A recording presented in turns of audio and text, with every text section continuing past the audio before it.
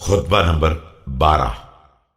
جب پروردگار نے آپ علیہ السلام کو اصحاب جمل پر کامیابی عطا فرمائی اور آپ علیہ السلام کے بعض اصحاب نے کہا کہ کاش ہمارا فلاں بھائی بھی ہمارے ساتھ ہوتا تو وہ بھی دیکھتا کہ پروردگار نے کس طرح آپ علیہ السلام کو دشمن پر فتح عنایت فرمائی ہے، تو آپ علیہ السلام نے فرمایا بسم اللہ الرحمن الرحیم۔